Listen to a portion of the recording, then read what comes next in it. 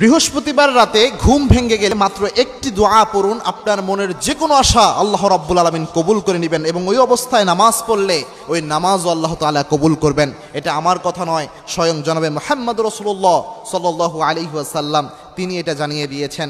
আমরা বৃহস্পতিবার রাত বলতে আমরা কিন্তু ওটাকে বৃহস্পতিবার রাত বললেও আরবি মাস অনুযায়ী ওটার জুমার দিনের রাত, কারণ আরবি মাস মাগরিবের পর থেকেই তারিখ পরিবর্তন হয়ে যায়, অর্থাৎ বৃহস্পতিবার দিন চলে যাওয়ার পরে যে রাতটা আসে ওটাকে বলা হয় আরবি মাস অনুযায়ী জুমার দিনের রাত।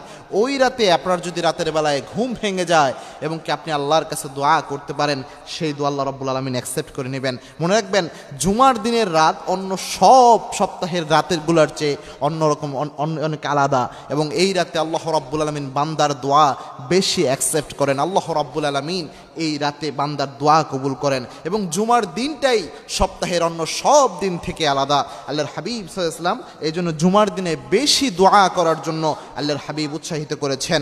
এই জুমার দিনে যদি আপনার ঘুম ভেঙে যায় তাহলে একটি দোয়া পড়বেন, যেটা উবাদা বিন সামিত রাদিয়াল্লাহু তাআলা আনহু তিনি হাদিস বর্ণনা করেছেন, বুখারী শরীফের 1154 নম্বর হাদিস। এটি আল্লাহর হাবিব সাল্লাল্লাহু আলাইহি ওয়াসাল্লাম জানিয়েছেন, রাতের বেলায় যদি কোনো ব্যক্তি ঘুমায় আর ঘুম যদি হঠাৎ করে ভেঙে যায়, এই অবস্থায় যদি একটি দোয়া পড়তে পারে, লা ইলাহা ইল্লাল্লাহু ওয়াহদাহু লা শারীকা লা ওয়া লাহুল হামদু ওয়া হুয়া আলা কুল্লি শাইইন কাদির, আলহামদুলিল্লাহ ওয়া সুবহানাল্লাহ ওয়া লা হাওলা ওয়া লা কুওয়াতা ইল্লা বিল্লাহ।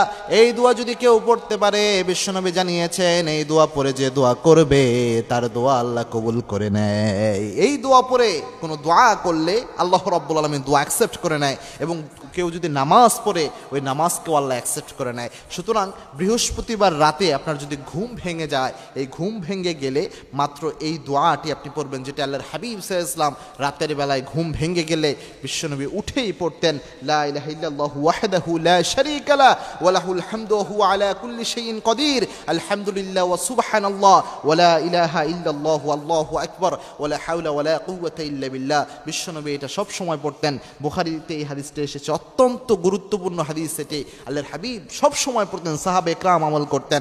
আমাদের যাদের দোয়া কবুল হয় না, অথবা রিজিকের পেরেশানিতে আমরা যারা ভুগি, পরিবারেতে অশান্তি অনেকের পরিবারে লেগে থাকে, আমরা এই দোয়াটি করে যদি আমরা চাইতে পারি আল্লাহর কাছে, আল্লাহ রাব্বুল আলামিন অ্যাকসেপ্ট করে নেবেন। মনে রাখবেন, দোয়ার মতো আমরা দোয়া করতে জানি না, যার কারণে আল্লাহ রাব্বুল আলামিন আমাদের দোয়া অ্যাকসেপ্ট করে না। আপনার নির্দিষ্ট সময়ে, যে সময়গুলোতে আল্লাহ রাব্বুল আলামিন দোয়া কবুল করেন, ওই সময়গুলোকে আপনার টার্গেট করে দোয়া করতে হবে। এবং কি এ সিনসিয়ার দোয়া লাইক এ মিসাইল হামলা করলে যেমন মিস হয় না, দোয়ার মতো দোয়া করতে পারলে সেই দোয়া আল্লাহ খালি হাতে ফেরত দেয় না।